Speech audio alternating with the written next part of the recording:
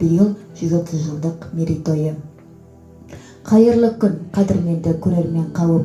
Мерейлі датаға орай Бөгетсай ауылдық мәдениет үйі және модельдік кітапханасының ұйымдастыруымен қазақ ақыны, тамаша прозик, драматург, сатирик, қоғам қайраткері Ілияс Жансүгіровке арналған «Мен өзім тауда туып басымды үстім» атты кешіне қош келдіңіз.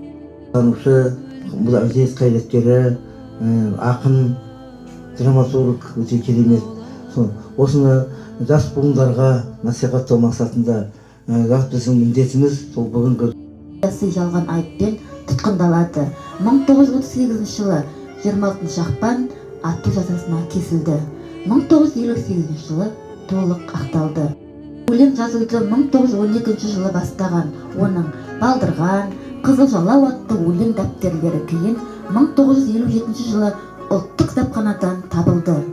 Сары арқаға тілек атты өлеңдері Жансүгіровтің жарық көрген алғаш туындылары еді. Ашарсынып бұзылдың көзді құрғы елді талды.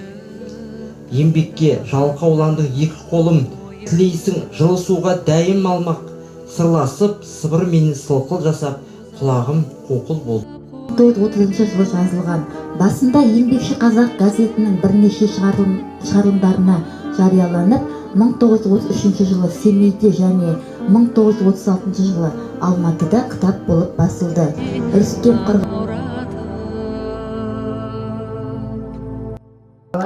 Айнала қонған қалың ел, ауылдың алды абайла, ауылдың алды ұлы көш, алдында өткел оны кеш.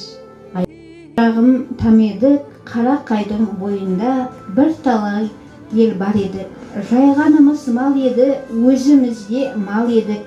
Мал дейтұғын мал барма, кедей малға жарып бет. Байларымыз көнпіс боп, малын біздер алып кетек. Мектептер мен көше атаулары Ілияс Жансүгіровтің құрметіне аталған. Талдықорған қаласындағы Жетісу мемлекеттік университеті Жансүгіров есімін арқалап жүр. Сонымен қатар Талдықорғанда ақынның өмірі мен шығармаларына арналған әдеби мемориалдық мұражай жұмыс істейді.